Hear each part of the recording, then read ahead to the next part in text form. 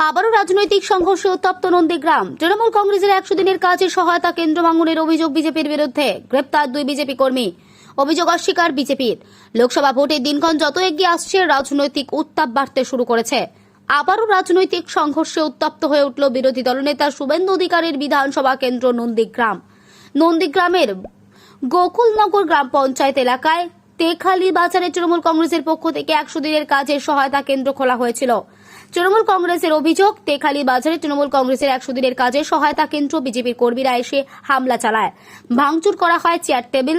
গোকুলনগর গ্রাম পঞ্চায়েতে বিরোধী দলনেত্রীকে মারধরের অভিযোগ তোলে তৃণমূল। এই ঘটনায় নন্দীগ্রাম থানায় অভিযোগ দায়ের করেছে তৃণমূল। ঘটনাস্থলে পৌঁছায় নন্দীগ্রাম থানার পুলিশ, গ্রেপ্তার করে 2 বিজেপি কর্মীকে। অপরদিকে সম্পূর্ণ অভিযোগ অস্বীকার করেছে বিজেপি। বিজেপি নেতৃত্বের দাবি, উচ্চ মাধ্যমিক পরীক্ষা চলাকালীন বাজারের ওপর জটলা করেছিল তৃণমূল। বিজেপি কর্মীরা তারই প্রতিবাদ করেছিল। অযথা পুলিশ তাদের 2 জনকে গ্রেপ্তার করেছে। দেখুন তার এক ঝলক।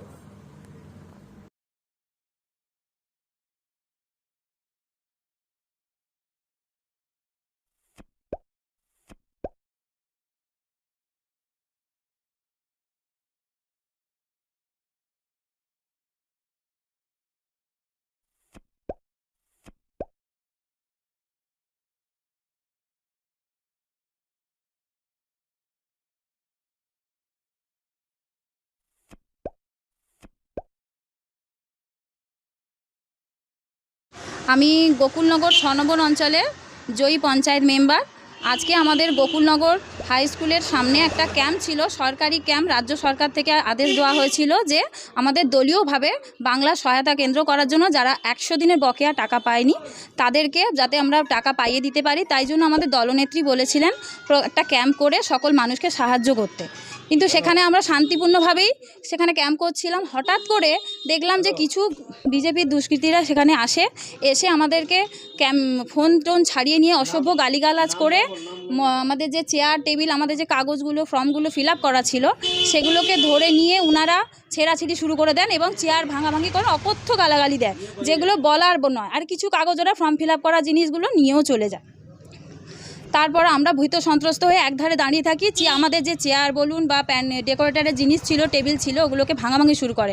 আমি শুধু বাধা দিতে গেছিলাম উনাদেরকে। উনারা আমার শাড়ি ধরে টানাটানি করেন এবং আমাকে চেয়ার দিয়ে মারধরও করেন এবং আমার হাজব্যান্ড যিনি ক্যান্সার পেশেন্ট তাকেও গলা টিপে ধরে তাকেও অকথ্য গালাগাল এবং মারধরও করেন। হ্যাঁ, থানাতে আমি অভিযোগ জানিয়েছি, মেডিকেল করেছি। আমার বুকে খুব জোর আঘাত লেগেছে এবং আমার হাজব্যান্ডেরও লেগেছে। আমার নাম নিবেদিতা ভূঁইয়া, আমি গোকুলনগর 6 নম্বর অঞ্চলে পঞ্চায়েত মেম্বার।